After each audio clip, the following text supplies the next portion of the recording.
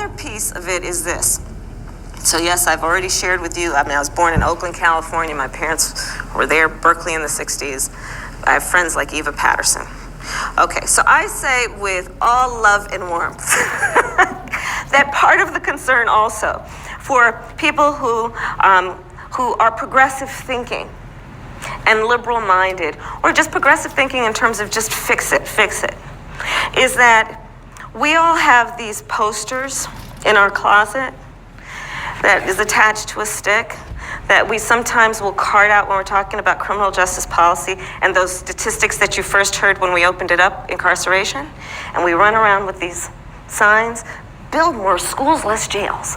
Build more schools, less jails. And we walk around everywhere, build more schools, we protest, build more schools, less jails.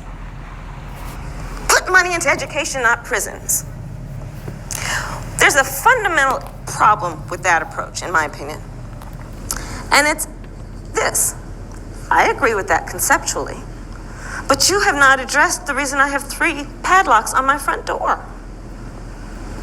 So part of the discussion about reform of criminal justice policy has to be an acknowledgement that crime does occur, and especially when it is violent crime and serious crime. Well, there should be a broad consensus that there should be serious and severe and swift consequence to crime. That, I think, is essential.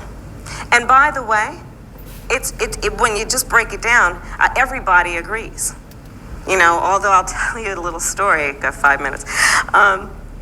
One year, it was many years ago, I was speaking before the San Francisco Democratic Party, the annual meeting. And it was a Saturday. I'd done a bunch of events, so I got there and I was a little tired. And I got to the podium and I looked out at the San Francisco Democratic Party. And I just stood at this podium. I kind of leaned over. I was just exhausted. And I'm looking at, you know, the glorious party that it is, right? So it's like the black guy with the blonde hair, the white guy with the dreadlocks, you know, the lady there with the purple hair and all the buttons, right? And I just looked out at this fabulous motley crew and I said, okay, so who of us as Democrats, raise your hand, is saying people shouldn't have to go to jail? And you could see these hands just start to run up. And I said, hold on. One human being kills another human being. A woman is raped. A child is molested. Is that what we're saying? So the knee-jerk response was to suggest we don't want law enforcement and public safety. But that's not what we mean. So that has to be part of what we talk about in challenging ourselves in terms of where we're coming from when we talk about what needs to occur to improve the system, to agree that status quo is not working. The next part of it then has to be, okay, we can outline criticism. What's the solution? Because it's not having jails, because there are people who do bad things who need to go to jail. And some people need to go to jail for the rest of their life. But it has to be about looking at and understanding the system well enough to know how we can then build into it those things that can create improvement.